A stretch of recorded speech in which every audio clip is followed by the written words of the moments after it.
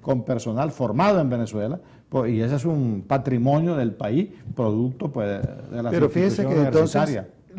las personas que se cuestionan la pertinencia de la universidad, queda uno así como que Sí, a mí me deja eso también es como confundida, ¿no? una expresión un poco falaz. Sí, yo creo que sí, Sin mira, fundamento. recuerda que nosotros nos hemos convertido hace varios años en un pueblo autoflagelante, nosotros somos masoquistas. Sí, nos gusta descalificarnos, nos gusta flagelarnos, nos gusta rebajarnos la autoestima, etcétera. Claro, quizá eso fue producto de que un tiempo teníamos la autoestima muy alta y nos creíamos que éramos el mejor país del mundo y lo teníamos todo, etcétera. Entonces ahora hemos pasado al otro extremo. No, hay que buscar los puntos de equilibrio. Sí, hay que ser autocrítico, hay cosas que definitivamente tienen que ser autocríticas. En segundo lugar, en esos puntos de equilibrio está la evaluación de las instituciones sin demonizarlas. Claro. Y hay que entender que lo que fue bueno ayer no necesariamente es bueno hoy y que hay que entender que tenemos que abrirnos al mundo y hacerlo sobre, en el caso universitario, sin lugar a dudas, sobre niveles de excelencia y de exigencia muy alta, ¿no? Con referenciales que nos permitan definir un horizonte apropiado. Porque realmente nosotros estamos en el mundo. Pues. Así es. Sí. Querramos o no, no nos vamos a dejar. Pero fíjense, usted habla de que, bueno, estamos bien cuando nos miramos entre nosotros mismos, ¿no?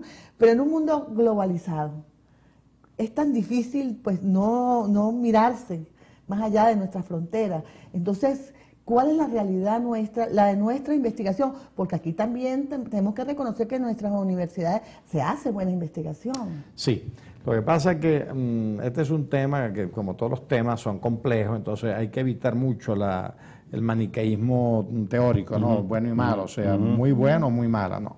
Yo creo que lo que hay que identificar empíricamente qué es lo que hay. En términos empíricos, realmente nuestro modelo universitario en general sigue siendo fundamentalmente docente.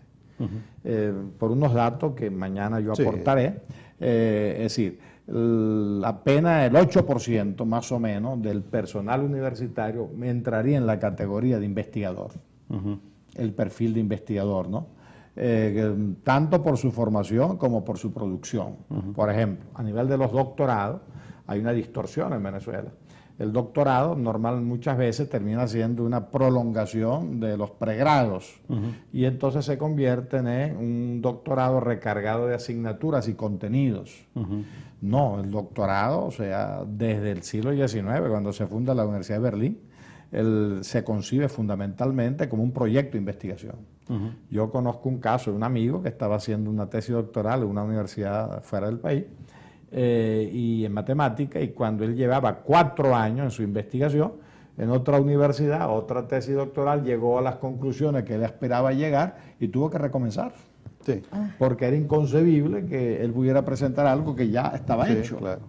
Entonces, bueno, tenemos que entender que la investigación, es decir, tiene que estructurarse, institucionalizarse en torno a los doctorados, y básicamente, no exclusivamente, básicamente en torno a los titulares y a los investigadores profesionales, ¿no? Claro. Es decir, a llamar investigación a la que hace el estudiante o la que hace un instructor, etcétera, pues es un poquito forzar el término, ¿no? Sí. Porque se trata de crear conocimiento.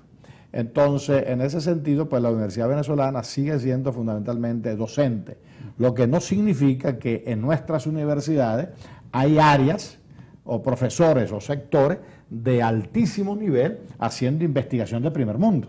Por ejemplo, en Maracaibo, no hablo de la ULA porque lamentablemente es mi ignorancia pues, con respecto a la universidad, pero con la Universidad del Zulia, nosotros en el área médica hemos tenido hace muchos años unos grupos de excelentes médicos que han trabajado en trasplante de riñón y trasplante de hígado, conectados lógicamente con lo que se hace en el mundo en la materia, con investigaciones locales importantes, bueno, y son primer mundo, es lo que están haciendo. Bueno, recuerdo que hace un año y medio hice una pequeña investigación y pude concluir que hace 30 años la investigación, lo fuerte en Venezuela era el área médica.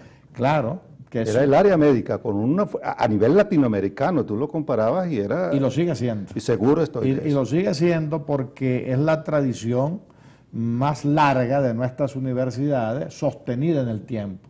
porque siempre hemos tenido la suerte de tener eminentes médicos vinculados a las universidades que terminaron haciendo investigación de primer mundo hace muchos años, ¿no? Sí, sí. Y marcaron de alguna manera nuestro prestigio a nivel internacional. Sí, sí, indiscutiblemente. Sin embargo, a mí me llamaba la atención porque la medicina como ciencia se ha hecho ciencia, tiene muy pocos años, relativamente comparada a las otras disciplinas.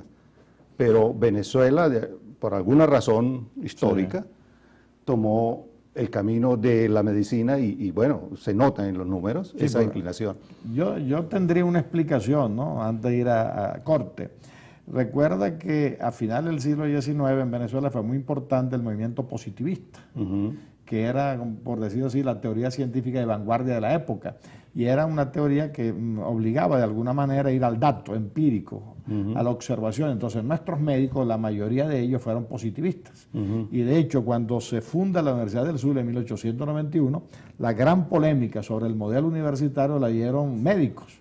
Manuel Dagnino, por las teorías tradicionales, y Eugenio Bustamante y otros médicos que propugnaban la nueva visión científica.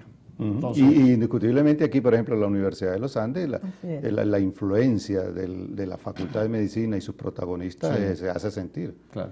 Sin dejar de lado lo que se hace en ingeniería. Claro, claro. Digo, a lo largo de la historia, la Facultad de Medicina ha sido, y sus protagonistas, ha sido muy influyente en eso. Fíjense que inclusive me llamaba la atención cuando escuchábamos a ese estudioso e investigador que es el profesor Albornoz, ¿no? Cuando él hablaba que no podemos hablar que la Universidad del Zulia es de los zulianos, que la Universidad de Mérida es de los merideños. Estamos hablando ahora que las universidades son del país y que tienen que dar respuesta a necesidades que son bien importantes y bien sentidas, que forman parte de nuestra realidad, ¿no?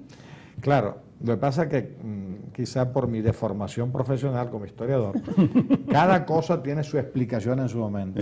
En aquel momento era necesario regionalizar la propuesta universitaria, porque era un país que no tenía oportunidad de estudio.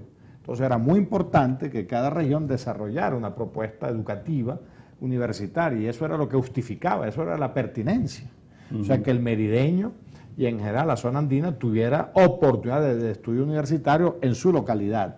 Y lo mismo en Maracaibo, en Valencia, Caracas, etc. Ahora, evidentemente, después de 50 años de desarrollo institucional, hoy en día, afortunadamente, y además con las nuevas tecnologías, la educación puede ser ofertada en cualquier kilómetro cuadrado del país. Sí, no entonces, lógicamente, ya justificarse solamente por esa pertinencia no es suficiente. Claro.